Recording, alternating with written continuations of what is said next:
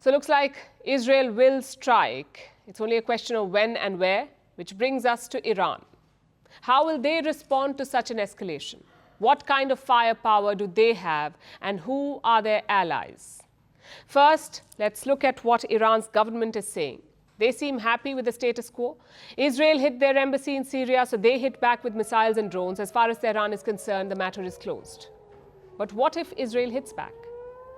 Then Tehran is threatening a swift attack. Not a telegraphed one like we saw on Saturday, but a quick and deadly one. If the Israeli regime makes a mistake, this time Iran's response, as Iran's military commanders announced, will not be minimal but immediate and severe. So plan A is clear: warn and threaten Israel. Make sure Benjamin Netanyahu does not respond. But what if he ignores these threats? Then Iran must think of a plan B, a response of its own. And there are three possibilities here.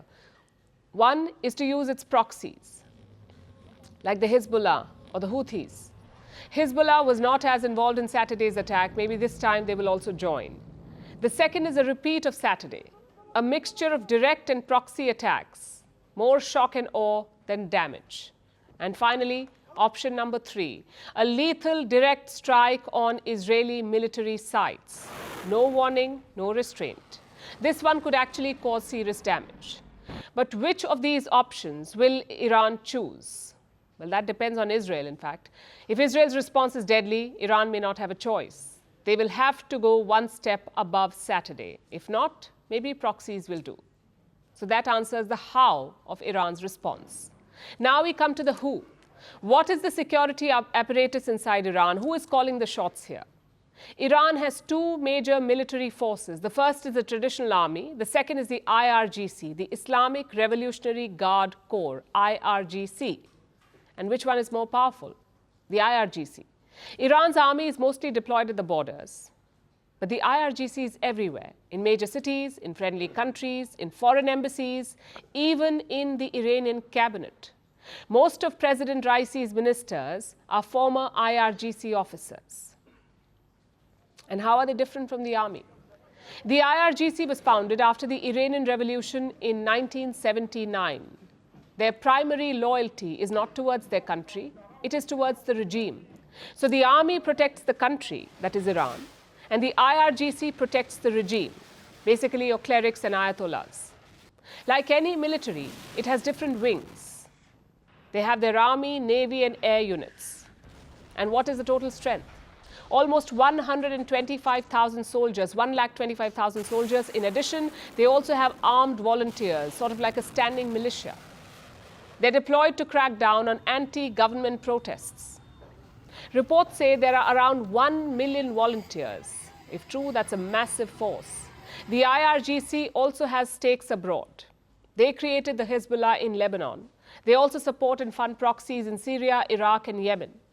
So to put it simply, the IRGC is the top dog in Iran, and they report directly to one man, Ayatollah Ali Khamenei. Most of Iran's strategic weapons are under their control, including the ballistic missile program. Even Saturday's attack was carried out by the IRGC, so any further response will come from them. The question is, are they ready for it? We ask because the IRGC is used to shadow wars, but conventional fighting is very different. Iran's last major war was from 1980 to 1988, a grueling encounter with neighboring Iraq. The war left them devastated. Iran lost more than 200,000 soldiers. It also cost them around 60% of their GDP. That war was also a lesson, because since then, Iran has upped their game. Today, they have a lethal ballistic missile program. It's the biggest in West Asia. Many of their missiles can easily strike Israel. The distance is 1,000 kilometers. That's what a missile will have to cover to reach Israel. The Sejal missile can easily do it. It has a range of almost 2,500 kilometers. Khyber is another example. It can hit targets almost 2,000 kilometers away. Then you have the Hajj Qasim. Total range is up to 1,400 kilometers. So Iran's ability is not in question. We saw that on Saturday. How many countries can spare 300 drones and missiles just for a PR stunt? but ability does not guarantee will. Iran's supreme leader has faced many challenges recently. You had anti-hijab protests, double-digit inflation, crippling sanctions, and even a military standoff with Pakistan. So the Ayatollah needs to show who's boss. Many Iranians celebrated Saturday's attack on Israel, but that has also raised expectations. Hardliners will want a bigger attack next time, and moderates will say, your economy cannot afford it. So the Ayatollah may not face protests like Netanyahu, but he faces a tricky choice too. What helps is his position within the Iranian system. It's unlike any other country. The Ayatollah is like a father of the nation. He is the supreme religious authority, the commander-in-chief of the armed forces, the commander-in-chief of the IRGC, and he alone can declare war or peace. On paper, it's almost like limitless power. The Ayatollah is like the embodiment of the revolution, and the IRGC is the sword that guards it. So while Iranians may not want a full-blown war, if push comes to shove, expect them to close ranks behind their supreme leader.